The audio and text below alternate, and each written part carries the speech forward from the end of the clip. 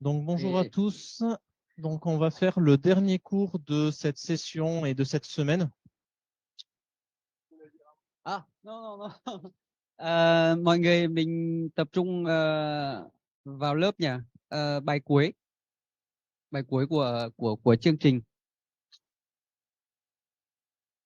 Donc pour ce dernier cours, je ne vais pas dire qu'on va finir en beauté, c'est pas ça, mais on va je vais vous expliquer la prise en charge en France du point de vue de l'hôpital, comment on s'organise à l'hôpital pour pouvoir recevoir des patients qui arrivent qu'il y ait de nombreux patients qui arrivent à l'hôpital et comment on s'organise pour faire face à cet afflux de patients.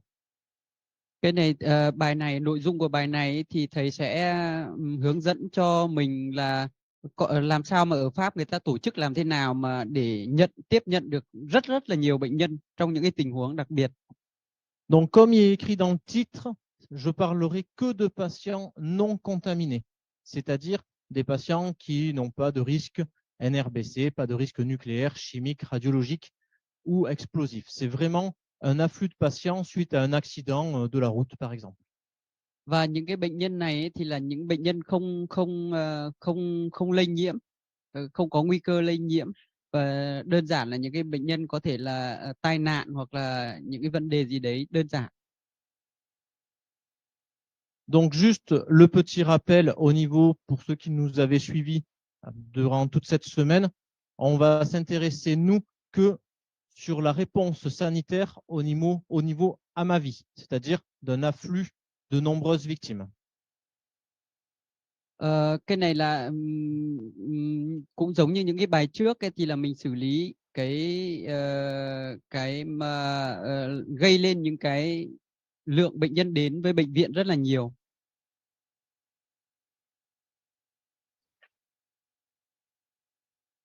Donc, au niveau de chaque établissement de santé, en France et je pense au Vietnam, c'est un peu pareil, on a différents niveaux de grosseur d'hôpital. On a des hôpitaux qui peuvent prendre en charge des patients pas trop graves et certains avec des pathologies beaucoup plus lourdes. Donc, on va parler d'établissements de santé de première ligne où ils peuvent accueillir des patients légers et des établissements de santé de deuxième ligne où eux, ils sont beaucoup moins formés et ils ont moins de plateau technique.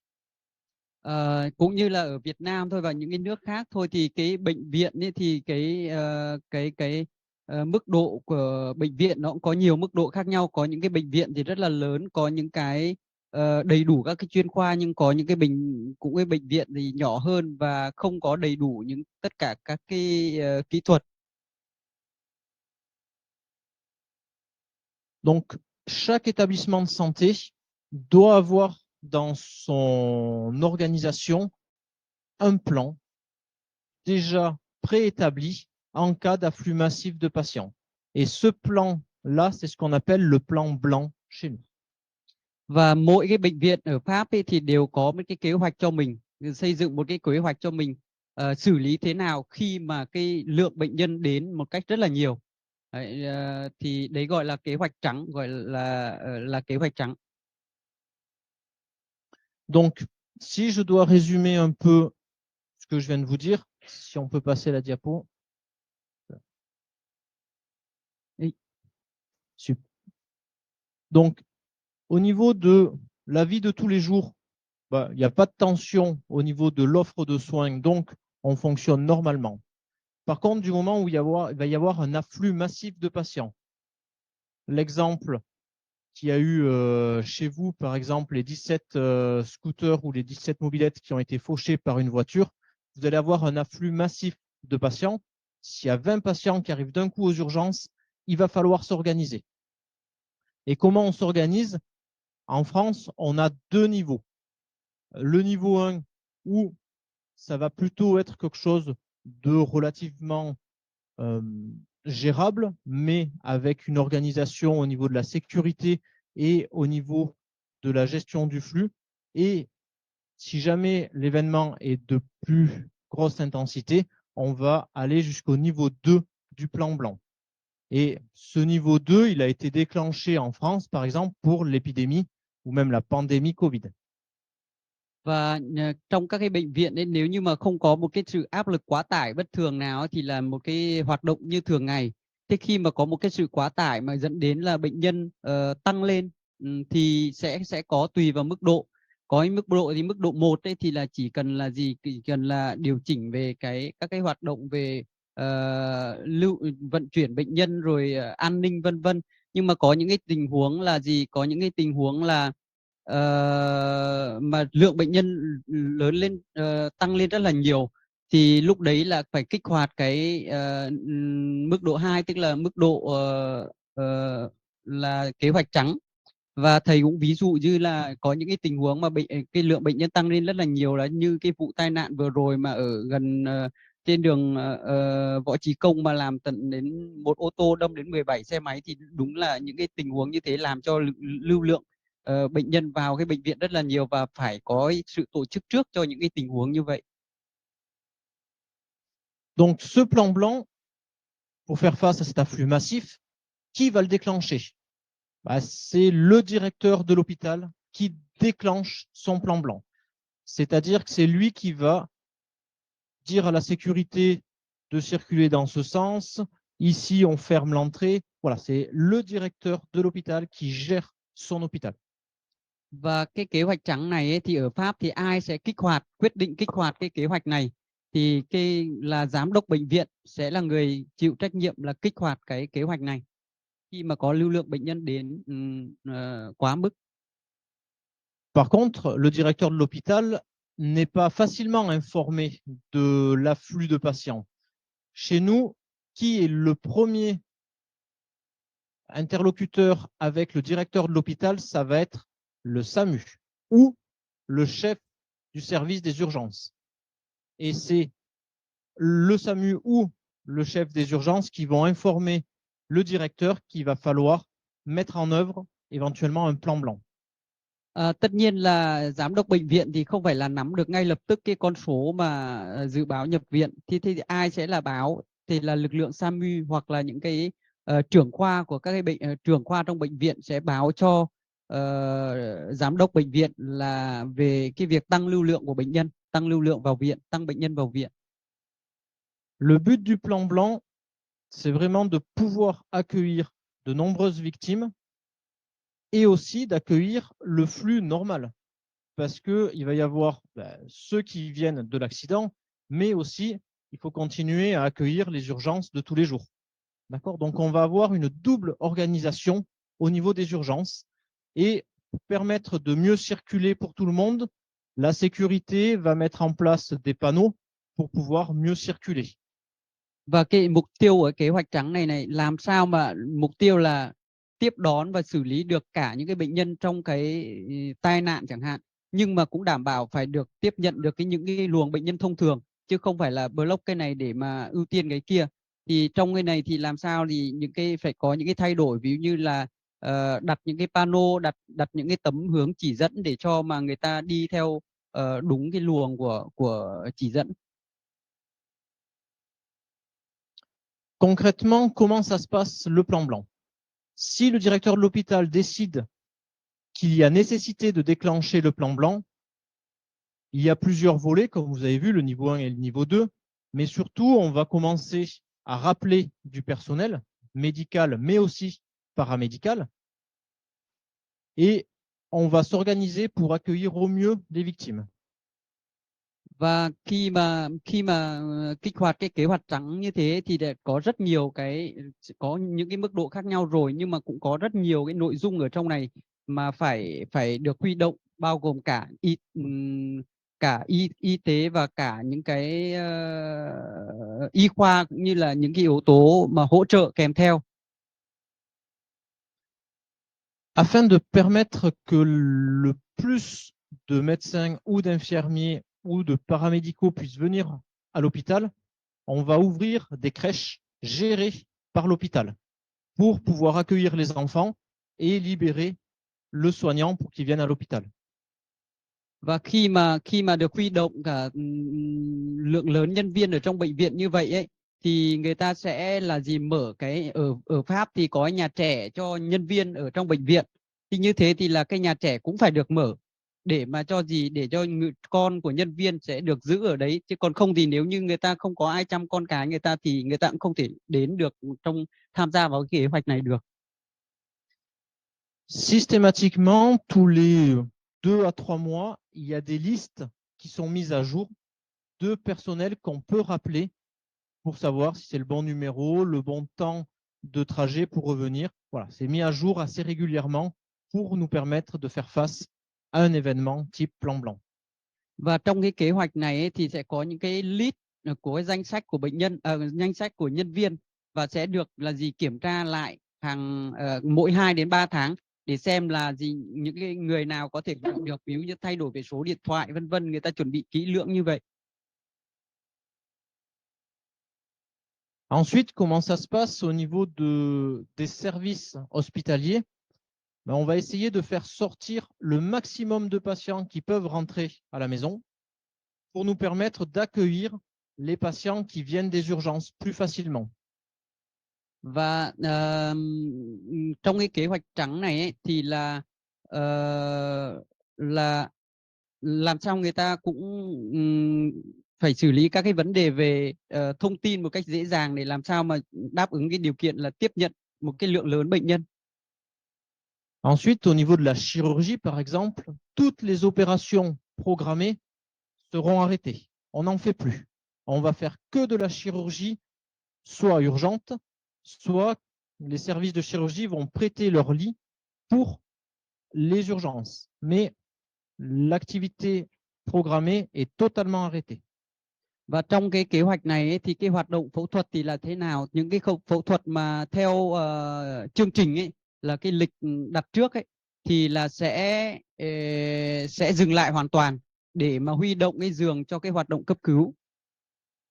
Donc pendant l'épidémie Covid qu'on a eue en France, c'est exactement ce qui s'est passé, où les patients qui devaient être opérés pour un cancer, pour un changement de valve, ça a été arrêté et déplacé sur plusieurs mois derrière. Và ở Pháp thì ngay trong cái dịch Covid chẳng hạn thì cũng rất nhiều bệnh nhân mà mổ theo lịch ấy, theo lịch mổ theo chương trình ấy, sẽ được lùi lại cái lịch mổ để mà nhường cho cái hoạt động mà Covid, như là phẫu thuật về ung thư vân vân thì có thể lùi lại. Et donc, au-delà des services et des urgences, ce qui est important également, c'est les télécommunications, puisque les gens, alors chez nous en France, sont très inquiets. Ils vont vouloir appeler l'hôpital pour savoir comment va leur proche, avoir des nouvelles, voire ils vont se présenter à l'hôpital. Et eux, il va falloir qu'on les filtre et on va augmenter nos capacités de répondre au téléphone. Donc, on va rappeler du personnel pour pouvoir répondre au téléphone du standard de l'hôpital. Et on fera la même chose au niveau du SAMU. On va rappeler du monde pour pouvoir répondre au téléphone sur les urgences. Và một cái điều quan trọng nữa là cũng cải thiện người ta phải tăng hoạt động cái về hoạt động cái tiếp nhận cuộc gọi và tổng đài, để làm sao, vì khi mà xảy ra những tình huống đấy thì gia đình sẽ tăng liên tục gọi điện đến bệnh viện, thì người ta phải tăng khả năng để trả lời tiếp nhận các cái cuộc gọi như vậy, và ngay cả tăng những cái khả năng tiếp nhận cuộc gọi ở trong cái SAMU nữa, là nơi mà hỗ trợ y tế ban đầu ấy. Au niveau encore de la logistique, on va augmenter les capacités de la stérilisation pour les opérations urgentes. On va développer et augmenter les capacités de la restauration, de la blanchisserie, et on va bien sûr augmenter les compétences de la chambre mortuaire s'il y a beaucoup de victimes décédées. Về mặt hậu cần thì thầy chỉ cho đây là những cái mục mà người ta phải huy động, tăng cái khả năng lên, đấy là tiệt trùng này, rồi kể cả thuốc men này, vật tư này, rồi dịch vụ ăn uống giặt là này, các cái các cái khâu về vận chuyển bệnh nhân giữa các cái vị trí, và thậm chí là người ta phải dự phòng cái tình huống là nhà xác cũng phải được tăng khả năng lên. Alors, je ne sais pas si ici, au niveau de l'hôpital, vous avez une organisation en cas d'afflux massif. Est-ce qu'il y a quelque chose qui est prévu anticiper si jamais il y a beaucoup de monde? Oui, il y a là dans les systèmes hôpitaux au Vietnam. Donc, vous avez une organisation un peu similaire à celle-ci. D'accord. Donc, chez nous, en fait, vous voyez, s'il y a un déclenchement du plan blanc, par exemple, on va donc informer le directeur de l'hôpital qui déclenche le plan blanc. Et après, il va y avoir une organisation au niveau du directoire, au niveau du standard, au niveau de la sécurité. Et il faudra informer les autorités au niveau de la préfecture, voire au niveau du ministère, qu'on a un problème en local. Và khi mà cái kế hoạch trắng được kích hoạt như thế và thì ngoài sau đấy là một loạt những cái ví dụ như giám đốc rồi phó giám đốc rồi hệ thống tổng đài, hệ thống an ninh, rồi kể cả những cái kết nối với lại Bộ Y tế để mà báo cáo cái tình huống mà mình đang có ở trong bệnh viện, cái tình trạng mình tình trạng hiện tại ở trong bệnh viện. Vous avez vu, il y a beaucoup d'acteurs qui rentrent en jeu. Donc, quand il va y avoir un déclenchement d'un plan blanc, on va créer une cellule de crise. Et cette cellule de crise, qui est centrée par le directeur de l'hôpital, va regrouper plusieurs membres.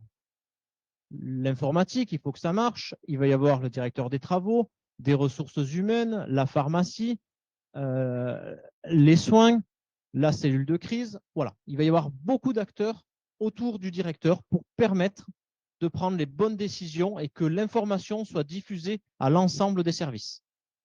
Và các anh chị thấy là gì, rất là nhiều yếu tố để tham gia vào cái kế hoạch trắng này, bao gồm kể cả những cái yếu tố chuyên môn, rồi kể cả những yếu tố về công nghệ thông tin, rồi xây dựng vân vân, làm sao mà nó vận hành một cách trơn tru, và khi mà có một cái thông tin thì sẽ được thông tin đến toàn bộ các cái yếu tố trong bệnh viện.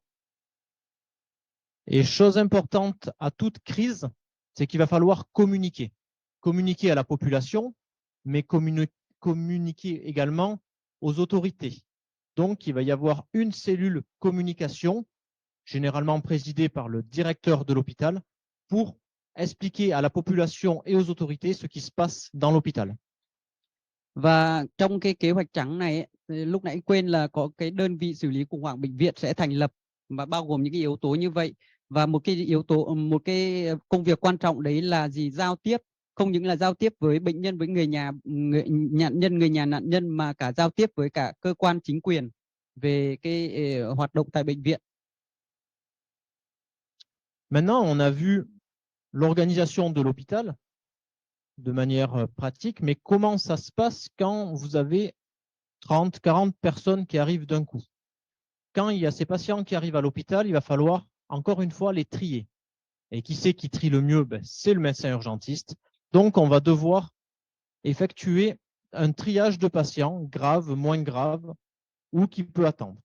Et là-dessus, on a un peu comme en préhospitalier, le directeur des services médicaux. Dans l'hôpital, on a un directeur médical de crise. C'est un médecin qui va s'occuper de gérer ce flux et orienter au mieux les patients vers le bloc opératoire, la réanimation ou aux urgences. Và khi mà có một cái tình huống xảy ra mà rất là đông, hàng chục bệnh nhân vào trong cái khoa cấp cứu như vậy, thì phải có một cái phân loại bệnh nhân ban đầu rất là hợp lý, và sẽ có những cái bác sĩ để chuyên trách việc là xử lý bệnh nhân trong cái khủng hoảng này, để làm sao là bệnh nhân phân loại mức độ bệnh nhân nhẹ, nặng, vừa hay thế nào đấy, và đưa đến những cái hướng xử lý thích hợp. Donc ce médecin, il ne va pas tout faire. C'est lui qui va informer la direction de ce qui se passe en temps réel. Il va ouvrir des blocs opératoires, il va orienter les patients, mais il y aura d'autres médecins sur place aux urgences qui lui téléphoneront pour lui dire, ben voilà, j'ai tant d'urgences très graves, il me faut un bloc tout de suite. D'accord? Lui, c'est le chef d'orchestre des patients qui sont dans les urgences. Và cái người mà bác sĩ xử lý khủng hoảng này thì không phải là làm được tất cả mọi chuyện, và phải có những cái người bác sĩ ở xử lý ngay tại cái vị trí, ngay tại vị trí, và người ta thông tin cho nhau được là cái vị trí này thì là quá tải chẳng hạn, thì phải phải đóng cái luồng này lại để mà đưa ra những cái hướng tiếp theo. Le but de mettre un médecin comme ça qui chapeaute et qui organise la réponse, c'est d'éviter un afflux important et que les urgences arrivent à saturation. D'accord? Donc, il va gérer le flux des patients pour qu'on puisse accueillir du patient sans atteindre le point de rupture.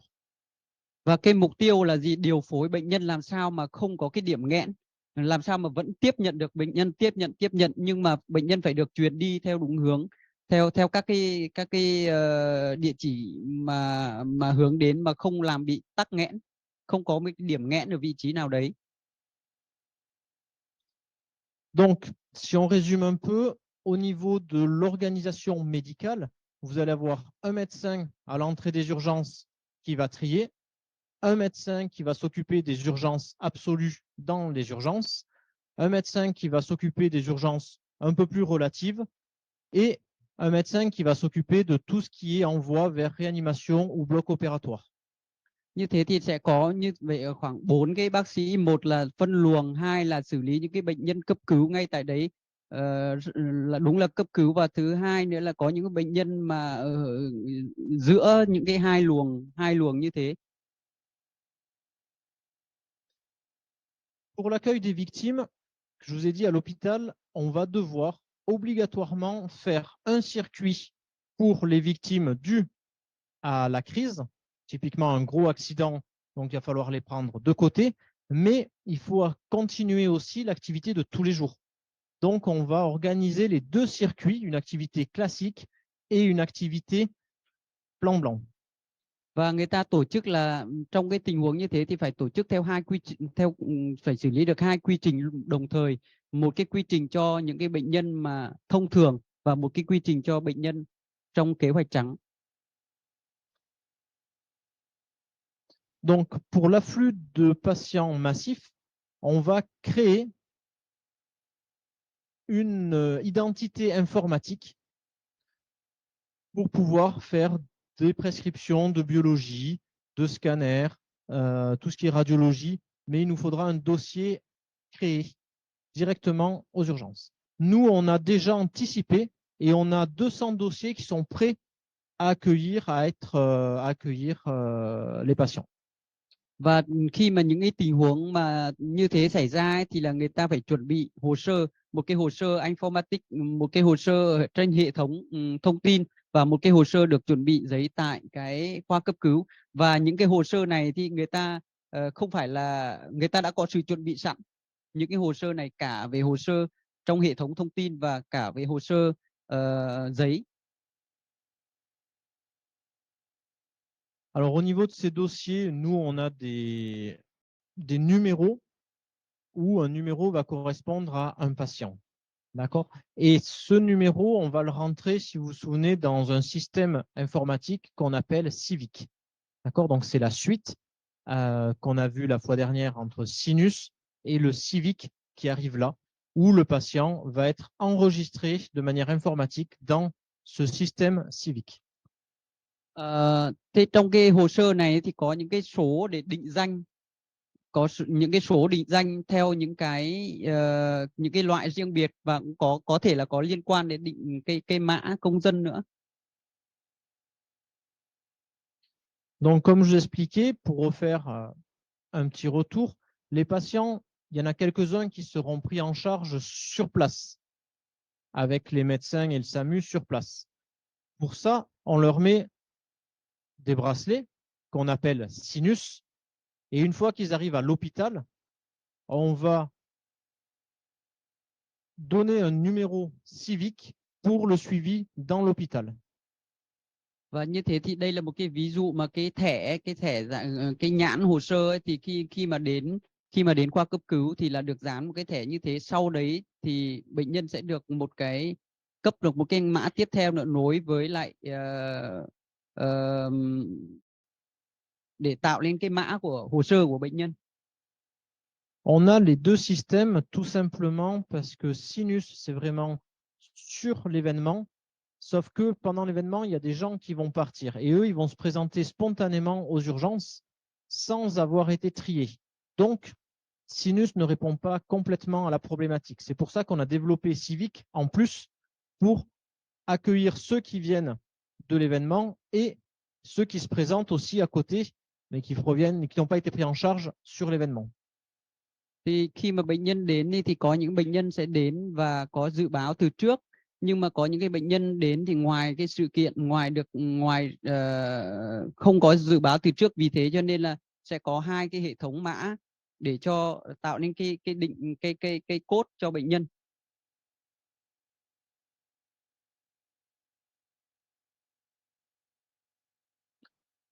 Donc pour le tri médical, on fait toujours un premier tri avec les paramètres vitaux, mais ce tri, il n'est pas définitif. D'accord? On peut le réévaluer régulièrement pour dire le patient, il peut s'aggraver ou au contraire, il peut se stabiliser. Donc, une urgence absolue peut passer urgence relative et inversement, une urgence relative peut s'aggraver et passer urgence absolue. Và cái phân loại y tế ban đầu này rất là quan trọng, nhưng mà cái phân loại này ấy thì không phải là cố định, thì có người ta sẽ đánh giá lại, để có những cái bệnh nhân sẽ nặng hơn chẳng hạn thì người ta sẽ đánh giá lại để đưa lên mức cấp độ khác.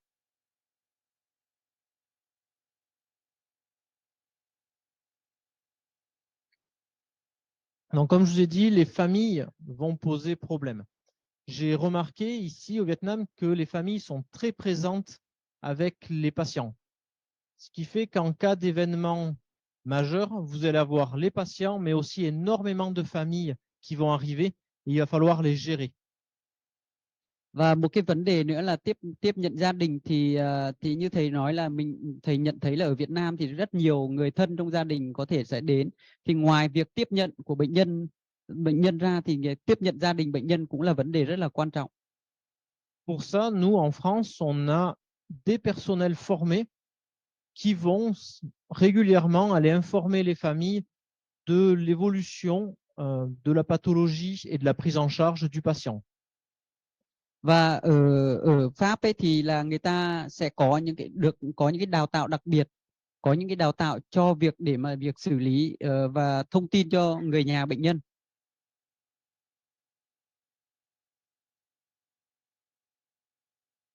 Ensuite, il va y avoir des patients qui vont présenter des détresses non pas physiques mais mentales. Et pour ça, on va déclencher, comme je vous ai dit la fois dernière, une cellule d'urgence médico-psychologique. Và đôi khi ấy thì là bệnh nhân đến viện trong cái tình huống không phải là vấn đề về tổn thương thực thể, mà là vấn đề về tâm lý, người ta lo lắng, người ta stress, thì cũng ở Pháp người ta cũng đào tạo và người ta tổ chức để xử lý tiếp nhận và xử lý cái vấn đề này. Parce qu'il peut y avoir les patients qui sont en détresse psychologique, mais il peut y avoir aussi la famille. Quand il y a des blessés très graves, les familles sont traumatisées. Donc, il va falloir aussi les prendre en charge. Và không những cái vấn đề tâm lý đấy, lo lắng rồi là stress đấy là đến từ bệnh nhân, mà còn đến cả người nhà bệnh nhân, từ gia đình bệnh nhân, cho nên là những cái vấn đề đấy cũng phải cần được xử lý. Donc, on a beaucoup de réactions et je ne vais pas rentrer dans le détail, mais il y a juste une réaction de stress, il y a du stress normal, il y a, ça peut aller vraiment jusqu'au psychotraumatisme avec une difficulté, une hébétude, une agitation, une hyperactivité. Bref, et tout ça, on doit le traiter rapidement pour éviter que ça s'aggrave. Và đối với các cái tâm lý ấy, thì rất là nhiều cái mức độ khác nhau, thầy không thể đến chi tiết từng cái một, nhưng mà từ những cái lo lắng mức độ nhẹ cho đến những cái hoảng sợ, rồi là kích thích, rồi thậm chí là những cái lo lắng mà thậm chí đến những cái chấn thương tâm lý, thì phải có xử lý những cái tình huống như thế để là làm sao mà cái mức độ nó không trầm trọng lên. Alors, je ne sais pas si ici au Vietnam, vous avez des cellules comme ça, psychologiques, psychiatriques. pour prendre en charge le traumatisme psychique des patients. Non, il n'y a pas. Il y a? Non, Non, il y a en pas. ce moment, il n'y a pas.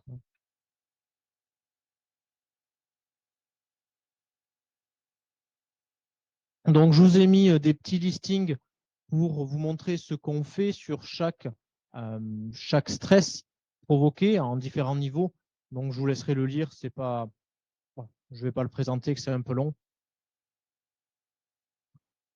Và đấy thầy có một số những cái dấu hiệu những cái dấu hiệu mà liên quan đến tâm lý stress thì thầy để cho mình cái khái niệm và mình sẽ đọc. Donc, je vais finir sur cette diapo où, en fait, pendant la pandémie Covid, on a transféré des patients pour éviter la saturation d'un hôpital de Paris à Clermont, de Paris en province. Et vous voyez, les patients ont été transférés en hélicoptère ou en avion pour pouvoir accueillir toujours des patients, pour gérer le flux. Và như đây là cái ví dụ mà thầy chỉ cho trong cái giai đoạn Covid ở Pháp chẳng hạn, thì để mà hạn chế quá tải bệnh viện thì bệnh nhân từ Paris có thể là chuyển đến những cái cơ sở khác, các cái tỉnh khác, và có thể vận chuyển bằng gì, bằng xe, những cái phương tiện vận chuyển chuyên dụng như là trực thăng. Et par rapport au plan blanc, donc comme je vous ai expliqué, il va y avoir de la signalétique où les gens vont dire, ben voilà, on est accueilli pour le plan blanc, donc je vais là. Et à côté, il y a une autre signalétique pour les patients qui ne proviennent pas de l'afflux, en tout cas de la crise. Và đấy thì đây có một cái biển để chỉ dẫn là gì, plan plan, tức là cái bệnh nhân mà đến trong những cái bệnh nhân thuộc cái kế hoạch trắng này thì đi theo cái hướng này, và ở cái hướng khác cũng sẽ có một cái chỉ dẫn để cho những bệnh nhân thông thường không đi vào cái luồng này. En cas d'événement majeur, comme je l'ai dit, notre organisation est très pyramidale. Et c'est pour ça qu'on peut rapidement faire appel à d'autres acteurs, d'autres partenaires, notamment l'armée, qui nous a beaucoup aidés pour le transfert de patients. Il y a aussi la SNCF, donc la Société des chemins de fer français, qui nous a aidés à transporter des patients en train. Và các hệ thống ở Pháp thì giống như là hình tháp ấy, và trong những cái tình huống đặc biệt thì người ta có thể gọi những cái lực lượng đặc biệt như là quân đội, hoặc là như trong cái giai đoạn như đây là quân đội có thể hỗ trợ vận chuyển bệnh nhân, rồi kể cả như là SNCF, tức là Hiệp hội Đường sắt của Pháp, để mà giúp cho vận chuyển bệnh nhân. Est-ce que vous avez des questions par rapport à cette organisation que nous avons en France sur comment se protège l'hôpital face à un afflux massif de patients? Không biết là đấy thì phần trình bày của thầy là thế, thì không biết là các anh chị có câu hỏi gì về những cái tình huống mà làm sao Pháp người ta xử lý những cái tình huống đặc biệt như thế, thì không biết là các anh chị có câu hỏi gì không?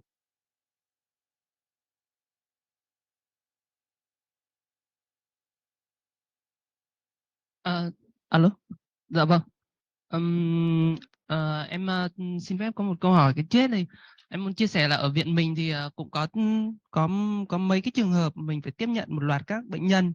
Cái đây khoảng tầm 4 năm, thương nhỉ? Khoảng cái ngộ độc cái streptococcus đấy, đúng không? Ngộ độc một loạt. Hồi đó là cậu đang sang Pháp rồi ta?